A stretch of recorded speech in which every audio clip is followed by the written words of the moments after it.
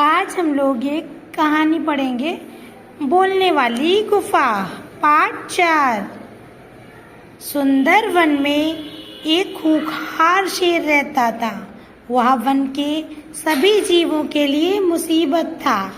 जंगल के जानवर उससे इतना डरते थे कि उसकी दहाड़ सुनते ही अपने अपने प्राण बचाने के लिए इधर उधर छिप जाते थे।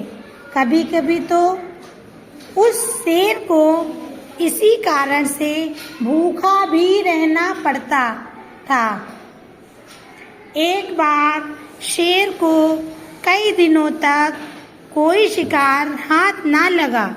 वह शिकार की खोज में इधर उधर मारा मारा फिरता रहा।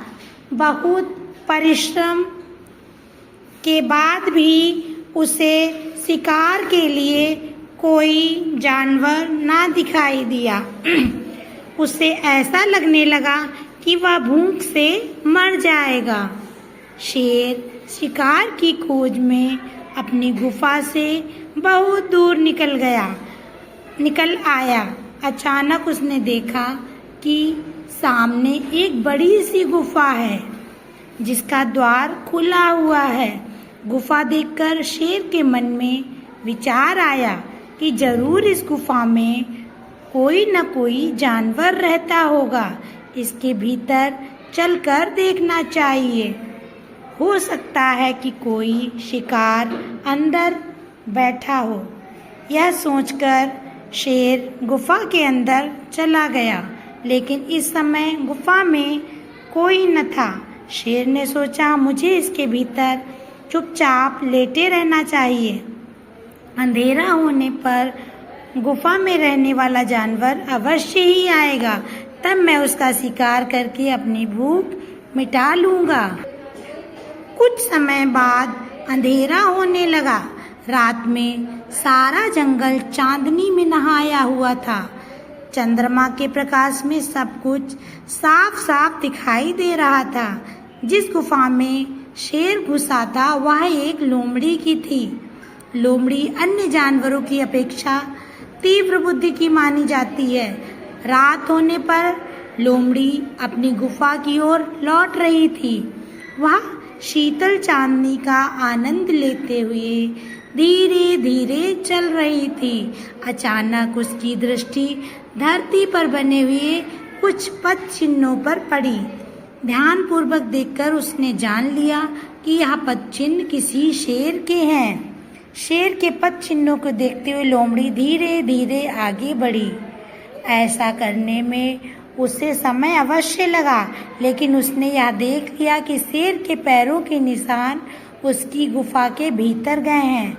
उसे आभास हो गया कि उसकी गुफा में शेर बैठा है, क्योंकि गुफा में शेर के पंजों के जाने के निशान तो थे, लेकिन बाहर निकलने के निशान कहीं भी नहीं उभरे थे। लोमड़ी ने ठंडे दिमाग से सोचा और शेर के पंजों के निशानों की पुनः बारीकी से छानबीन की, लेकिन शेर के गुफा से बाहर आने के निशान उसे ना मिल सके। उसे विश्वास हो गया कि शेर अभी तक गुफा के अंदर ही है, जो कि अंदर जाते ही उस पर हमला कर देगा।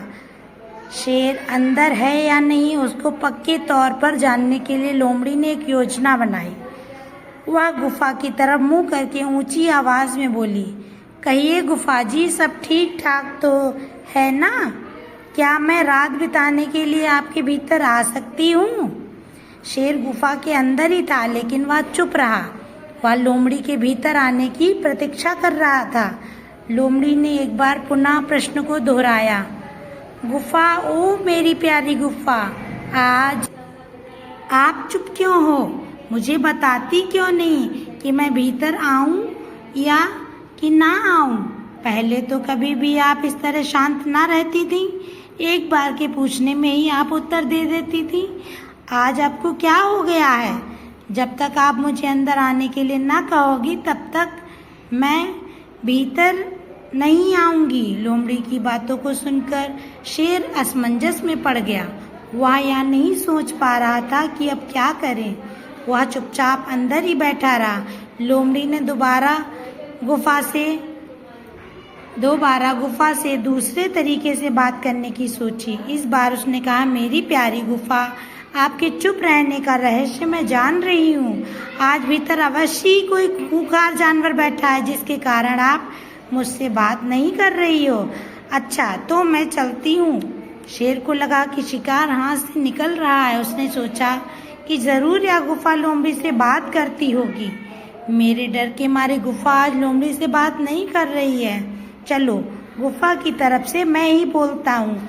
यह सोचकर शेर आवाज बदलकर बोला, अरे जरा रुको प्यारी लोमड़ी, मैं गहरी नींद में सो रही थी, इसलिए आपसे बात ना कर सकी। अंदर सब ठीक है, आप बिना भय और संदेह के अंदर चली आओ।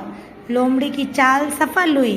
वह पहचान गई कि गुफा के अंदर से आने वाली आवाज शेर की ही है। उसे पूरा विश्वास हो गया कि शेर अभी तक गुफा के भीतर ही बैठा है। जैसा कि शेर कभी घास नहीं खाता, उसी तरह गुफा कभी बोल नहीं सकती। हुजूर, आप आराम से रात भर मेरी गुफा में रहें। शुभ रात्रि। यह कहकर लोमड़ी अपने प्राण बचाने के लिए सिर पर पांव रखकर वहां से भाग निकली। बच्चों